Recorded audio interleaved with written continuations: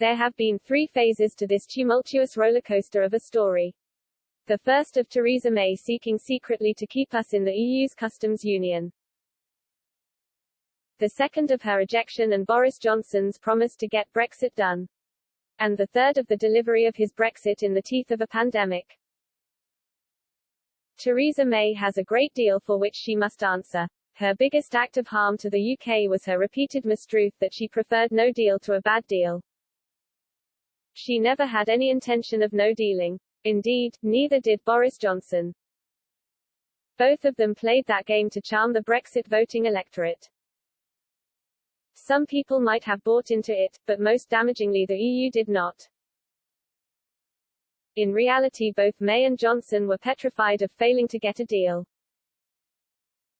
And in their fear was born manifold ills for our country.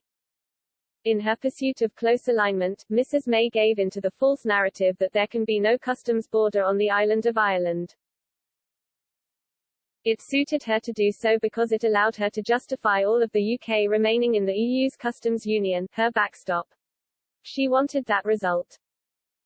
At heart she was and remains a Remainer, and it was her way to remain while ostensibly Brexiting. We are now facing a constitutional crisis in Northern Ireland very significantly of her making. To be fair to Mr. Johnson, he picked up a chalice already poisoned by her.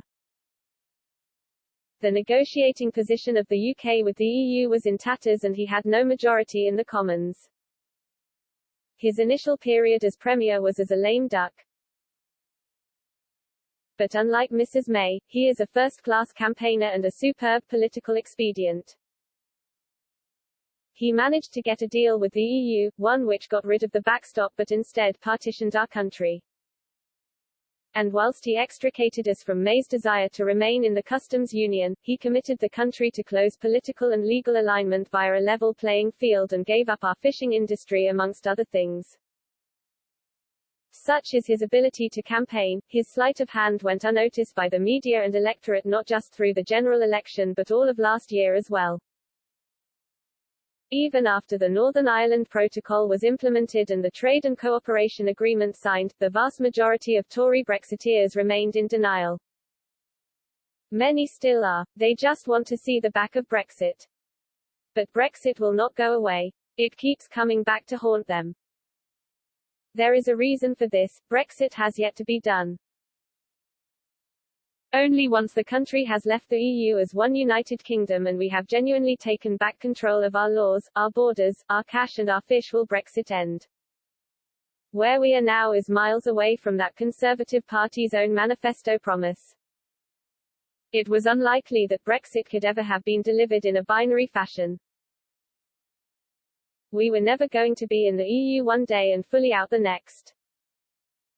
But Mrs. May's shenanigans and Mr. Johnson's failure to properly call them out, and address them fully, guaranteed the process of Brexit would go on and on.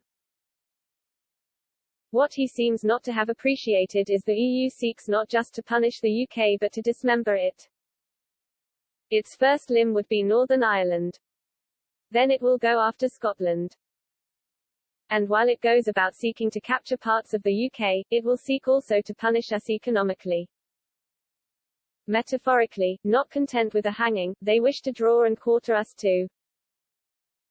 As we voted for Brexit on June 23, 2016, the EU was busy going to war against us. It is a political and trade war fought in the media, negotiating rooms and now increasingly in court, but its aims are the same as one played out militarily. There is one way the matter might be accelerated to a proper conclusion. That is if the Prime Minister makes a stand over Northern Ireland. Only if he refuses to allow the EU to continue to annex part of our country can he really bring his dilemmas to a head. Repudiate the Northern Ireland Protocol and he would put paid to the EU's malign intent. He would eventually shake them off and deliver the Brexit which he promised, for which he campaigned, and for which we voted.